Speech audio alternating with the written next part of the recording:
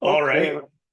Well, welcome So, everybody to first test episode of From the Mechanics Bench. I'm your host, Dave McInnes, and we're going to chat everything mountain bikes, life, everything else. My first guest is somebody who has been a huge influence in my life through mountain biking and also just through life. The guy that got me started into riding and everything else, Mr. Andrew Baker. Yeah, he's an old OG on the shore these days. Been around for a yeah. long time. And yeah, we're going to get into a little bit of his story. So we're just testing some things out. So be patient. We'll do another fuller, longer episode when we've got some time in a little bit.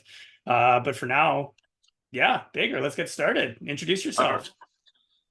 I'm going to start with a couple of questions for you, Dave. Fire away. One, what's our rating here, language wise? Like, I'll go for it. Whatever. I mean, okay, all yeah, right, just don't want to be slipping my tongue there and it's going to go having on you a to. YouTube channel, but Yeah, okay. Well, so yeah, it has to be like four letter consumable words for are general okay-ish. public. Yes, four-letter Yeah. words are okay. Yeah. All right, Yeah, we can I deal won't with talk that. about. I'll try not to talk about work though. I hate Yeah, that don't do four-letter that. word. Yeah, Yeah. that's the worst one. Yeah. Anyways, I'm Andrew Baker, old school mountain biker, BMXer, turn mountain biker. Yeah, just bike enthusiast, as Yeah, our totally. good friend JS would say, right? Yeah, just started racing BMX back in 1987, 88, I believe it would have been. Yep. Um, Way And back that in the would have been day. that would have put you what at like 5 years old, something like that? Yeah, Five, it was six. right before I turned five, actually. So Yep. yeah, it would have been like 87, I believe, summer 87. Yep. Yeah, Rad. yeah, yeah. It was like August then. My parents didn't have a lot of money. We were like super northeast Edmonton, which was just like, you know what it was like. You're an Edmonton guy. Yeah, It was yeah. a shithole. Not the good area of town, and I kept breaking my cheapy bikes. Oh, what the heck? Other people Uh, trying to call you too? How dare they? yeah, yeah. I'm not interested. Get out of here, guys. Voicemail, beat it. You there still? Sorry about that. Yeah, I'm still here. Yeah. Popular guy. Popular guy. What can I say? Yeah, exactly. Yeah. What was I saying? Anyways, You started breaking your stuff, Northeast yeah, Edmonton. right. Yeah. Yeah. So started breaking like the cheapy department store bikes my parents were buying, and Were dad you got into kind of bikes from tired. like the second you got like your first one? Like your first cheap one? Did you already love it? Or was it like, Oh yeah, yeah, yeah, yeah. Like my it's crazy. One of my first memories in life is my mom teaching me how to ride a two-wheel bike yeah, yeah, back, and I was like 3 years old, and like yeah, I remember it pretty damn well. Seems I'm 41 now, going yeah, 42. yeah, You know, totally. but yeah, it was yeah, bikes always spoke to me. That's for sure. It was always my happy place, and where my mind could kind of take a break from being chaotic and Yep. Pretty standard story, ADHD. I think. Yeah. Yeah. So And yeah, then yep, so you're busting all the department store ones, the cheap ones. yeah. So you got So into some better stuff. Did you get into BMX race bikes right away, or were you into BMX first and then started racing, or like how'd no, that all go? it was BMX racing at that point. There wasn't much like freestyle at like in Yeah. '87. You know, like it was just starting to happen. But yeah, I was big into racing right off the get go, and like I did my first race on a department store bike kind of thing, Yeah. and that's like one night decided that's what I wanted to do, and dad took me to a bike shop, talked talked to the owners and got me somewhat sponsored by them, getting a discount on the bike. Yeah. Got my grandpa's insurance company to sponsor me, Yeah. just to pay for the bike and my like registration fees, and yeah, I started racing bikes like the very next week, Yeah, and that's sick, dude. yeah, and I was at the old Edmonton Jag track that shut down early '90s, 30 years ago now, kind of A thing. while back. And were you good right away? I know you got a pretty Yeah, like, I mean, I definitely took to biking right away. I was always fast. I was always loved to jump a bike, and just had piss loads of energy. So yep. yeah, I took to racing pretty quick. I was super competitive, and my dad always bribed me. Honestly, he was Yeah, like, I "If you remember you win telling me tonight, that. we'll Yeah. yeah, if you win tonight, we'll grab a McDonald's sundae or an ice cream on the way home." And I was like, "Oh yeah, let's go." And then So yeah, so you did it. yeah, yeah, And you did it. anything Yeah. for a And you got your McDonald's ice Sunday. cream. Yeah, exactly. Um, and like I mean, I know you pretty well. We've been through that stuff before. I think we could do a whole episode on your BMX history, in the bit. But let's like, and if anyone's interested in hearing it, let me know. But let's kind of They're jump not. ahead a little bit. Well, I mean, you never know, man. There's always kids out there now, right, that are trying to Yeah, figure out racing and figure out how to get into it and whatnot. I think it'd be cool to go back and just like whenever we have those talks, we always talk about all the old names. We went through that photo album, behind you last time I was there in North yeah, Van, right? But like, let's yeah. skip ahead a little bit just to like when, like, because this is one thing I don't think I ever did actually know is like what caused the shift over from BMX to mountain bike.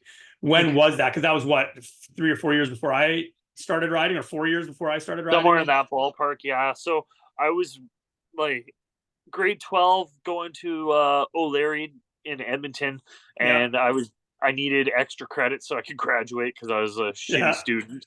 yeah. And I'd been working at the bike shop that I was sponsored by for racing, George's Cycle. Oh, And okay. Yeah, then my work experience there, that was like a paid work experience, led to me becoming like the BMX department store manager while I was in high school. And I was yeah, like, I ordered like $190,000 worth of bikes that year. I was just like, what the hell? My parents' houses aren't even worth that much, you know? yeah, And I thought that was pretty cool. Ran that department, but then I was sponsored by the shop and working for the shop and blah, blah, blah. Long and the short, just on an average day working, we had to build a display to put a Rocky Mountain pipeline on display, yep, yeah, yep. and a TV was hanging below it, and that was where they were playing Cranked 3. Oh, And crazy. Yeah, when I saw that, I was like, and honest to God, it was Wade Simmons doing the Rose Hill Road Gap, and I yeah. was just like, holy shit, these guys aren't wearing tights and they're going fucking huge. I need to be a part of this whole thing. And yeah, then our good buddy LJ Yeah. came in, and I had already just gotten into mountain biking. Like my first bike was a warranty return to the store with a chainstay hole in it from some kid, and the owner of the shop told me I could keep the bike if I got it welded and fixed. Yeah. So I put stickers over it and told them that Yeah. I did Good. get it fixed. Yeah. Yeah. Sounds Um, fixed to me. yeah, and then I Frankenstein the bike together. I literally had a 160 and a 165 length crank arm on the Yeah. bike. Just That's pieced so it good. together with broken parts in the back of the shop, and joined the group ride that week and just started getting And that into was mountain still through biking. George, through George's. George's Cycles, yeah, And and was LJ into BMX before he got into mountain biking, or did he just come in and straight up mountain like, bike? I mean, as much as any dirtbag North Side kid Yeah. at Yeah. that point Yeah. was, like, yeah, he had a BMX bike, or was looking to buy one because of his accident money, Yeah. and he came in to buy Oh, so them. this is like now we're into like, oh yeah, I guess yeah, that's what you're saying. Because accident money Yes. would have been like 16, 17, 18 in that Yeah, area. yeah, Yeah. yeah, exactly. And we were like, he was 18, I believe, because he had just Yeah. bought the Ranger, Oh, so he'd okay. just Yeah. gotten his first like chunk of cash from that. John Morton had bought a BMX bike from me the week before. Yeah. LJ came in to buy the same bike, Yeah. and when he came in, I was just like, yeah, cool, like, that's the bike, no worries. But while you're here, let's take this thing out for a test ride, because I'm not allowed to take it. But if you want to take it out for a test ride, we can bring two bikes out. So we took out the pipeline and then the brand new like red and black RM6 with the Yeah. Yeah. QR20 fork Then he and ended up everything. riding for freaking. And LJ ended up buying the RM6. He told me to Yeah. take that BMX and shove it in the back of the store. He didn't want to see it, and Yeah. he went to the bank, got cash, and came back and bought that RM6. And I And had like then a new riding buddy that was my age, and yeah, we were. so that wasn't that much then before. Well, I guess that was still what 5 or 6 years before I started riding. Because I don't think I Yeah, started. I don't think I well, got till we I was were. 24 or something. Yeah, I 23. think we were Maybe I got the 18. Switch when I was 24. So Yeah, him and I were like 18 when we started riding mountain yeah, bikes, yeah, kind yeah. of Because thing. then you Like, did the Y team thing, right? Yeah, the Y team thing was LJ, myself, Dave Friesen, who now is in Squamish, Yeah. and a couple other kids that kind of were sort of around. But One this was kid, now Brady. River Valley, right? River Valley Cycle. Yeah, So at that some was point you made this switch from George's to RVC. yeah. So River Valley or Georgia Cycle went under when I was in grade 12, Probably because you and bought $190,000 worth of bikes. actually, my department was the first department to sell out of everything Oh, on there you the big go. closing sale, and Yeah. yeah, I was actually told that I was one of the only managers that did an okay job that year because the rest were Nice. just a bunch of losers.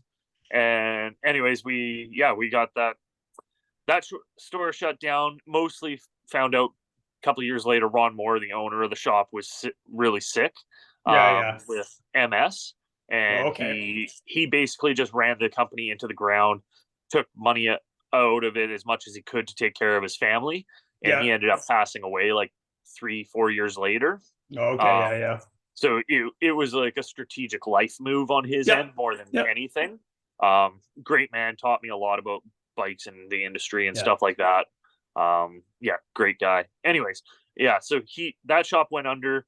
Then I did a quick stint. LJ and I both hung out at a little store in town called Tricycle Works. Yeah. And Oh, yeah. that I was remember that being your guys' shop for a bit there. yeah, Yeah. and it was like I don't even know if you could call it a shop. It was like the original like service only shop because they couldn't sell any bikes. No one would bring bikes in. Like they were selling PHS bikes like back in 2001 when they were just like the biggest pieces of shit you could imagine.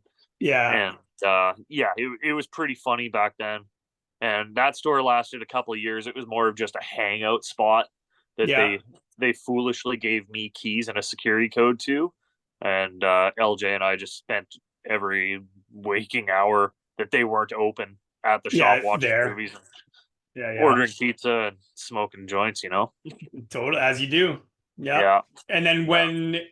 so then did you move from there? Was Tricycle Works at all involved with River Valley? No, Or so totally when separate? Tricycle Works went under, I was I'm in seeing a need of a new trend here, bike man. shop. Sorry? I'm seeing a trend here. You get involved in bike shops and they go under. Right? And That's then I jumped involved with River Valley Cycles, and yeah, things were great there. That's where I met Grant, yeah. our buddy from Family of Riders, 4 Bikes out in Nanaimo. Shout out. Yeah, totally. We'll have you on And soon, Grant. yeah, that'll be an interesting one. Oh, We fuck should do yeah. like a dark internet version of this with all the good stories. We'll get into them for anyway. One day. We'll get into them anyway. Yeah, after statute of limitations kicks in, right? Yeah. Yeah. Yeah, so yeah, then River Valley Cycle was really good. They were actually awesome to me. Yeah. Treated me great, helped me out a lot in my riding career. Got me involved with Rabbit Hill out there, and that's where we built and got the first Edmonton chairlift accessible mountain bike park up and running. Yeah, because I was even involved with River Valley by that point. Like that was at that point you were involved with the shop. I mean, I had been there for like 5 or 6 years, kind of thing.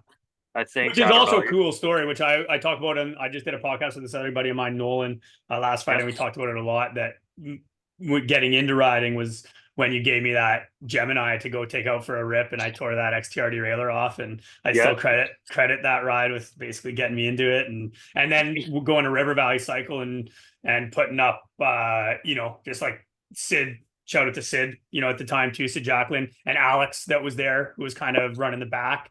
Alex Shea and totally. Dan. And then Sid kind of took a leap of faith on your guys' word, because you guys were already putting out videos. You'd put out 2 Y team videos. They had done pretty well in the Edmonton kind of like underground, whatever, free ride scene. Yeah. And then, and I mean, I had known Sid since I was like an 8-year-old kid racing BMX bikes, because he had been at United Cycle and sponsored me as a BMXer back in the day.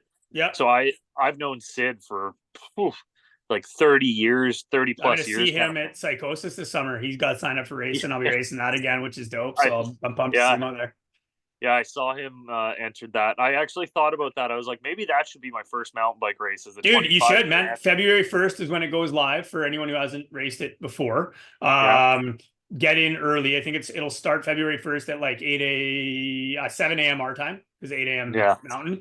But you should, dude, because it'll be a fun weekend. I'm gonna race my 26. I'm gonna race my Banshee in the 26 category. Oh. Yeah, there's also a hardtail category if you really want to get nuts. But yeah, so Oh. I'm gonna race the Legend. Oh. So if we can I've get got a you couple. one of your 26s up and running and race worthy, let's fucking do it. I mean, speaking of the old days, like I was Yeah, talking about the bikes that I took LJ out on a ride, that RM6 and the yeah, pipeline. yeah, Well, there's one of those pipelines now. yeah. Yeah, I just picked that up last year for like Yeah, 300 bucks. you got a good collection in that garage. It's a Yeah, a yeah. good place to hang out. You got a Yeah, couple, they I think, of even my old rigs in there, don't you? I might. I got the RM7 weight edition, but that wasn't any of ours. No. What bikes would I I'm have? trying to of yours? remember. I think you got, was there a hardtail that was at Bicycle Hub for a while? Anyway, we can get into that shit later. Yeah, I don't know. But yeah, that like a 243 or something yeah, like that. yeah, the 243, whatever. Yeah, because I've got 3 of those.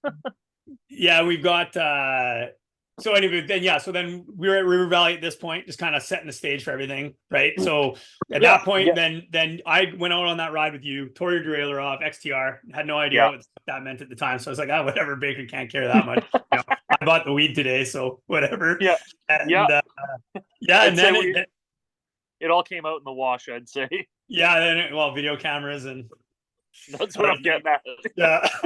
But yeah, and then I basically, from that point on, I just joined with UNL, and then we kind of created our own little crew of S3. And then we had 2 videos that I've got one of 3. For sure that I'm trying to get out onto YouTube still. I'm trying to figure out how to convert it. If anyone knows how, hit me up. I got it on an old DVD, but yeah, and so that was rad. And then we basically, for like almost 2-3 years there before we moved or ended up on the coast, we pretty much just hung out every day, riding every day, rode bikes, and that was it. Yeah, rode Edmonton. I had that Rocky Mountain Switch, was the first bike I actually got basically gifted from the shop with the frame. And then you had enough kind of spare random parts. Between LJ and I, we had enough parts to build you up a bike, and build that we got you rolling, and that was really cool. That was cool. It was a crazy time, man. It was awesome. Yeah, and the Prairie Shore was popping off at that time. Shout out to Scott and that whole crew. Yeah. Scott and what was his Rob? And, and the other brother. Rob. Yeah. Scott and Rob Murray, and the other Rob, Rob Thomas, maybe. No, Thomas, that's I think. No. Thompson. Yeah. Match for 20. Yeah. and then Dan, obviously. Dan, it was obviously the big one. Yeah. Yeah. His family's thanks to his family. Yeah, exactly. Yeah. And Prairie Shore, for anyone that doesn't know, really quite understood what we were doing out there, but no, I don't think they did. I don't think anyone did really at the time, man. Like, we got some sections in our old videos, but we had basically done nothing but watch videos of the North Shore. All we were doing was, and that's how I got into it. Like, when we went for that first ride, we were just watching bike videos. I was like, fuck, this is cool.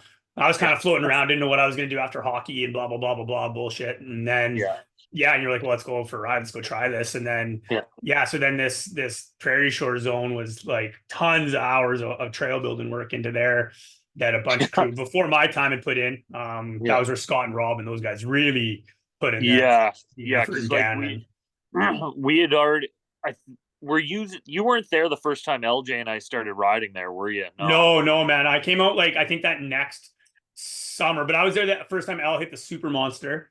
And so, but I was never any of the building of the Frog Leap or the Super Monster. Okay. Yeah. So you missed a couple years out there with us for sure. Because that was the first drop I ever hit was Frog Leap. Well, I mean, I dropped off curbs and whatever. Yeah. But then we show up at this place, which they're like, "Oh, you're gonna have a blast!" Come out when we get there, and every bridge was so for anyone that's watching or listening here, the Prairie Shore was our buddy Dan's family's property, about 40 minutes outside of Edmonton. It was like very forested, had a little bit of ravine in it with like maybe 30 meters of vertical if you're lucky, maybe. And we made the best of it with like all the poplar trees and building bridges and whatnot. We were cutting down trees to use as the stringers, and then we were stealing 2x4s from job sites because of the construction boom of the early 2000s, and all of us being on job sites all day for our day jobs. we just like load up on 2x4s and peel those out to the Prairie Shore, as we dubbed it. And yeah, we had so many rad bridges and stunts built up out there, Dude, man. there is what, like legit, 13, Couple, 14 big lines, like, and yeah, long like lines too. That was the cool thing. and a couple kilometers worth of like Yeah. bridges Yeah. above That was ground, rad. like ranging from a foot above the ground to like 24 feet above the ground. Yeah. Yeah. And And it was pretty yeah, wild. So then when they totally. bring me out there, I was just like, holy fuck, like this is wild. But then we were looking at the one drop, the frog leap drop. That was what was it, 15-ish down, 12 down, 15. I don't even know in memory. It was like 25 by 25, but I don't think it was that Yeah, big, I like I do recall measuring it in like the sweet spot of the landing being like 18 and a half feet or something. And yeah, it was yeah. like 20 feet out from the lip to the sweet spot. Yeah, If yeah. if memory serves me correct. But it was And I like remember you guys being like, this is the easiest one here, and me just being like, well, I don't know. They wouldn't I steer me remember wrong. I remember saying to you, I don't want to carry you out or give you mouth to mouth. So if I say you got it, you got it. Just pull up. Yeah, which is also, though, you've already steered me wrong a few times by this point, like that stupid skinny to drop on the very first day. I think I had You my fucked that up. switch. All you had to do was listen. Yeah, totally. Yeah, Yeah. good shit. Just pedal and pull up, you'll be fine. Yeah. And it's like off Pedal, this, pull up. It's only 4 inches wide. You got a it's 2 this inch tire. cement freaking barrier fence around this like electronics box on the inside, or this big electric box, and it's onto this hill slope. And so I start up there on my tippy toes. Never ridden a bike on a skinny, never done anything any close. He's like, yeah, just pedal off the end, pull up, you're gonna be fine. So needless to say, that ended up in an OTB pretty Yeah, hard. and then the piece of crap you are, you ripped my derailleur off and laughed Yeah, it off. yeah, that's true. Yeah, yeah. Well, that Totally was on worth that it wall 'cause ride by the ledge. That was yeah, I that know. wall ride, a hop It on, was and I the was same night though, I'm pretty sure. no, because I was on my switch already when I shit off that so, which was not very long after that very first No, it ride. would have been like a that, couple weeks. yeah, things happened so quick right Yeah. then. Yeah. I think the first time I hit it, I was wearing like Air Jordans and Yeah. frickin' an Yeah, old borrowed Mad Max, Gyro Mad Max, and Yeah, you had the LJ's old blue Mad Max, yeah, Giro Mad Max 2 helmet, like your dark blue jeans, yeah. and like a, a hoodie. I think it was like a I had Reebok hoodie. like a blue hoodie and whatever. It was just Yeah, funny. I But I remember remember. hitting it and then landing, and that's actually in the video. Is my very Yeah, first hit off it, and I remember landing that and being like, "Yeah, I'm doing this for the rest of my life." Like yeah. it was probably up there with one of the coolest feelings I'd ever had, Yeah, and not just cool from like an adrenaline point of view, but just like from like it. Honest to God, as crazy as it sounds now in hindsight, it's like it felt even then I knew that I'd just been given direction for, you know what I mean, like where I was going to go, which I'd been yeah, really struggling with up to that point in yeah. my life there. So I remember that portion a lot. Like, obviously, got close with your family and yeah, stuff, and love your mom. She was great. And, I remember her thanking me once for yeah, taking you out biking and getting you into it. Just being yeah, like, "Thank you for getting my boy back, making him happy." yeah. It was awesome, man. And Like it was I like, was in a pretty dark place at that point, and yeah, yeah, it was cool, man. And then and that place was rad, and River Valley was rad, and doing those videos was rad, and like that basically set the stage for what the rest of my like life was gonna look like. I remember then thinking like, fuck, and we would always talk even back in the day, thinking about owning a bike shop and doing that thing and whatever, right? So then that's to like have that at come the full circle. well at the Prairie Shore is where we came up with the name Bicycle Hub. Yeah, exactly. Like, Yeah, what, yeah. 10 plus years prior to us moving to the coast and opening the store? Like, Yeah. Well, no, it wasn't actually that many times because like I started riding in like 2004, I think. yeah, And then I graduated 2006, the end of 2006, and I moved out early 2007. And then I opened Bicycle Hub in like 2010.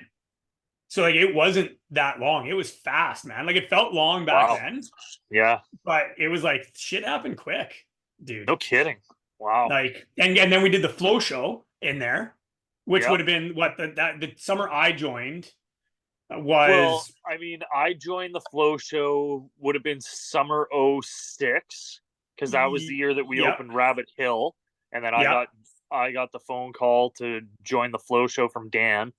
And You then sure it wasn't 05? Because I feel like I did no, the flow show the last summer before I left, and I thought I left January 07.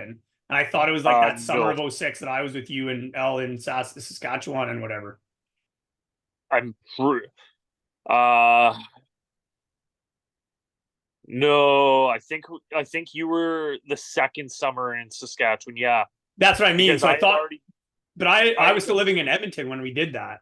yeah, and I had already moved to Vancouver, but had a bunch of shit in my mom's basement Yeah. that we ended up picking up with the flow show rig on the way through at like 2 in the morning. Poor mom. Yeah. Yeah. Like stopped in with like the flow show rig and a 24-foot car trailer, I was trying to find named her video and of Flow Mike and Show the other day to show all these young punks here what it yeah. was, and I couldn't find any. If you guys, again, if anyone has any, Dan, uh, send it my way. What are Let's you get looking for? for Flow Show footage. Oh, Like I know I've got there's the some in the North Shore Extremes and whatever, but it'd be cool to like we'll put a link. Throw a link in there eventually to that yeah, stuff. Because that was also yeah. just a wild time. Like that summer was insane as well. Especially for That just being like, fuck, I better figure this out.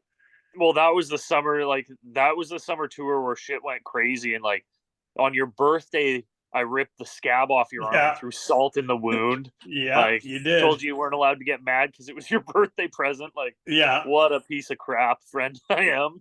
Well, like you That said was earlier, it all comes out in the wash, right? yeah, yeah, it does. The funnier Uh, thing was just like how unhinged it all was then. But at the same time, like how we were able to find direction through this like period of just like chaos, which was a thing. Chaosing stuff was a thing, right? Like that was something we totally. always do to each other. If you got chaos, you couldn't be mad, you couldn't be upset. What would Nope. happen is basically like someone would come into my room or my house even or our apartments or wherever. Nowhere was safe, but whoever wasn't around in the group was always at risk of getting chaos, usually drunk, come in and just throw shit everywhere, take the bed apart, take the dresser apart, Yeah. and just sorry man, your Just make it life's look like your chaos. room got ransacked by Yeah, thieves.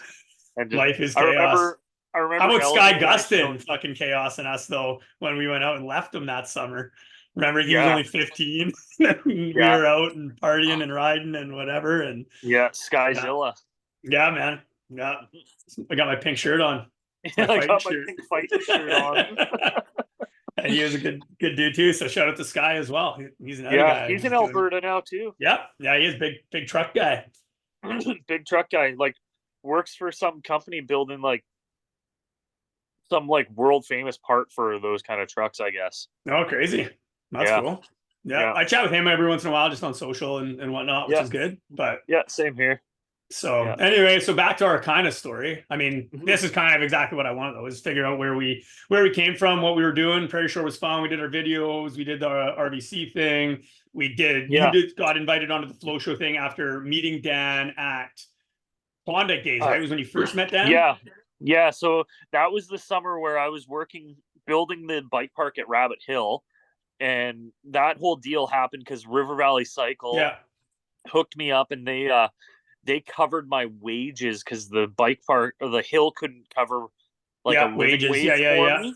Yeah. So they split my wages and I was actually making like good money building trails back then. Yeah, I remember And that. I headed up the build. That was the summer I bought your mom's car off her, Yeah, I remember which that. is a Yeah. whole other awesome story. Whole other story. Yeah. But yeah, I was working there, and then I got the phone call when I got home from digging one day. And LJ was helping me dig that day at the hill for a pass, and him and I were roommates at Yeah. J Rad's house there, and we Oh, got right. home, and there was a voicemail message on the home phone because this is like before we even had cell phones, Yeah. and it was Grant telling me that he gave my number to Dangerous Dan, who came into John Henry Bikes that day, and Oh, Grant had right. already moved from Oh, Edmonton out we're here. running out of time. Just so you know, we only got 10 minutes left. Okay, cool. Yeah. Yeah. So we This will be part one. part one apparently. Yeah. Yeah. And yeah, I got home from work, got that voicemail from Grant working at JH, which is crazy because that's like 400 meters down the road from my house where I live now. Yeah, totally. Which and also plays a big role in everyone's life because then I worked there for a while. It was the first place Yeah. I worked in a bike shop, and in there it came back after MEC. Like John Henry's was cool. iconic And back then. yeah, totally. Yeah. But yeah, so worked or got that phone call, and then the very next voicemail was from Danger himself, and I was just like, holy starstruck, right? Yeah. Like, Once again, for Danger's all the dad. kids watching and whatnot, Dangerous Dan, go back and watch your North Shore Extremes. Figure Do out some who he homework. is. Yeah, Yeah. exactly. But the like renowned builder, visionary builder in terms of what mountain biking looked like Yeah. back then. Responsible Hall for of a lot of Famer, yeah, like Mountain Bike Hall of Fame inductee. Like, yeah, yeah, the very guy's very legit. incredible dude. Yeah, So legit. anyway, so then he called. He called asking me if I would be interested in trying out some of the ramps and riding in the show for like, $50 a day or something, some Yeah, yeah, bullshit. And I was like, absolutely. Like, yeah, any exposure was good exposure back then and totally. whatnot. And I got the ability to leave the building at Rabbit Hill early each day to drive to Klondike Days and do the shows. And then, so I was double dipping. And then by the end of that week at Klondike Days, Danger asked me if I'd be interested in joining the crew in Saskatoon the following week or 2 weeks later Yeah, yeah, for the same sort of thing. And LJ and I both went, actually, and that was when I put together my first flow show bike, the red yeah. Cannondale The Chase. Chase, which I was riding a Chase at the time too, that orange Yeah, one. yeah, Yeah, exactly. And then then that was joining the show, and basically went to Saskatoon. Saskatoon led to Toronto. Toronto led to multiple shows in Vancouver that fall. And that's when Danger was like, well, if you're going to keep riding the show, you should probably get your butt out to Vancouver. And I was like, yeah, I'll figure it out this spring. And that's when I was driving out here to do a show in the middle of the winter. And my car blew up on the Coquihalla just outside of Merritt. yeah, yeah. And Still yeah, there. Still yeah, there to this day. still there. Yeah, yeah. And I basically abandoned my car in Merritt and took my crap on a Greyhound back to Vancouver and just never left. I was Never left. Yeah, no, that's funny, no, man. yeah, Yeah, so that next summer then would have been my last summer in Edmonton when I joined you guys for the kind of eastern leg of the Flow Show tour there, yeah, exactly. The and then the I moved Prairie out that Tour. next winter, Yeah, that next exactly. January. Yeah, because I was Yeah, out in because you finished October or up whatever right school. after doing the show to go find our place, that first place we moved in. And then and Shout then from out to there on. Trevor. Dude, he brought me on the newly renovated house. He brought me through our old suite, and yeah, it was good times. It was pretty funny. He's Did they like, replace the bedroom door that we shot up? well, everything was shot up, but yeah, remember we used to just have pellet gun fights I in got that mine house. here, buddy. I Pow got pow. mine. Actually, it's probably under the seat in my truck, unfortunately. I was shooting a woodpecker out here the other day, trying to put a hole in my fucking wall at the shop. Yeah, But yeah, I mean, we kind of shout out to Trevor. He put up with a lot in that first couple years, man. That was a gnarly time in our lives, but a yeah, lot of fun. That's for damn yeah. It sure. was. It was a lot So of fun. Yeah. well, that's sick, dude. That's actually like not a bad starting point for kind of or ending point for episode one because it kind Totally, of that starts us with gets us North onto the Van. shore. Yeah, and then we can kind of start from there, and then we get into the depth of the stuff, right? Like my journey into mechanics and into working, and Yeah, then man. opening Bicycle Hub that you were such a huge part of starting, which tied us all the way back to our Prairie Shore days and our dreams and everything else. And Yeah, then we've got the journeys that we've both been on, racing, riding, filming, the friends we've made, the fact that we've now been able to call the people that we looked up to, friends. You just did a ride with Tippy last night. The fact we've yeah. both been out riding, filming Wades with Tippies, with Jerry Willows, with all the people, The right? guys, yeah. Yeah, I hate giving Jerry any kind of props because he's my yeah, but internet nemesis. But like, I you got love to. that guy. Yeah, you got him, man. He was there with Yeah. Dan too, building, and you know what I mean, Oh, like making the yeah, scene what it is, and then also to be able to also still say that it's like I've been lucky enough to work on bikes for kind of that middle generation, right? The Gullies, the Jordy Lunds, those people, and then also being able to then having done work for Caleb and yeah. a lot of the young riders, Steve Vanderhook and Vanderhook, yeah, Aggie, these yeah. guys, like to be able to cross the scene, like have had our fingers in that scene and be able to kind of Oh, build that life man. was just such a crazy journey for a bunch of kids from Edmonton. Oh, Was for pretty sure, wild. man. Like, even my connection, like watching Jackson Goldstone now, just Totally, having known totally, him man. from being a little kid to doing Building his flow shows wheels with him back and in the stuff. day and freaking, Yeah. building wheels for him. Yep. And getting, when I remember building his first set of wheels for him coming off that run bike. and already being like, this is so funny that I'm like custom building wheels for this kid who's like just getting off this run bike, and even that, and then now being in a place where it's like you can fire out a shout out after he's winning a World Cup, and it's rad, right? And then LJ's boys are always saying that, like, oh shit, Jackson follows you. Like, it's like crazy to just see, like totally that everyone's still starstruck across, and so are we, right? When we run into it's hilarious. Like, I went from being like the coach pro rider guy that the Goldstones knew to like being total fanboy of the entire family. Like, Bailey's such a total badass, dual, like 2 years in a row with the Canadian sleeve.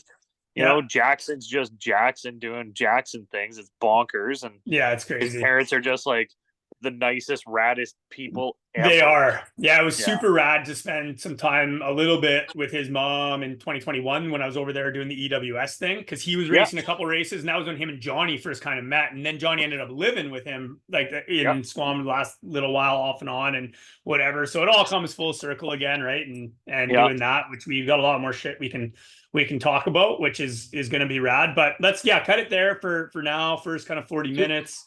Then we'll do a part. I think we just do a part 2, kind of next couple days or next week or whatever. We'll just start whenever, up again and go from there, and we'll get this thing launched. So I'm stoked. What's the name of the podcast?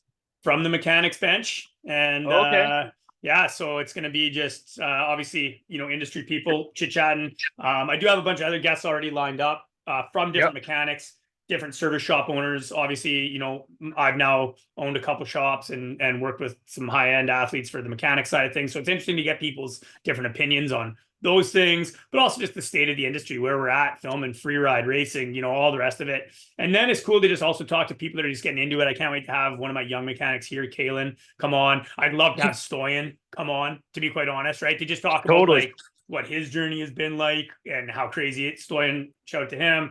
Tech at Suspension Works right now. Shout out to James at Suspension Works. Those guys are rad. Hopefully talking to James, hopefully talking to Naz, the Tippies, all the people, right? And just kind of just setting the stage and just creating a cool little chat about why we have the opinions that we have and why we think mountain biking is good or bad, or what's good, what's bad, what's the right direction, what's the wrong direction, is there a right and wrong direction even, and like what does it mean for everybody? Uphill's wrong, downhill's right. For the most part. You've lived that life pretty hard, but now you got e-bikes in there too. But then it's like, think about all the problems we had just getting this podcast going with stupid technology, and then you bring that shit into our rides too. And I don't even try to talk. I don't even bleed my brakes. You know this. Because I'm a quilter. But, you're a damn quilter. Well, part 2 I'll do from the bike shop in the garage here instead. I'll give you a quick glance, but I'll clean it up so that it's nice and clean. No, man, I'm in my suspension service room, right now. So, we just chilling. Like, once bikes are still the life. So it is what it is. Man. But absolutely. Wicked. Well, thanks a lot, my friend. And we'll connect in the next couple of days. We'll do part 2, brother. I'm stoked, man. Stoked to see this thing actually lift off the ground. Yeah, we are. We're going to get it going and get it rocking. And hopefully I'll have this one out on YouTube in the next little bit. Sweet, buddy. Peace, bro. Okay. See ya. Much love, bud. Talk soon. Bye. Peace.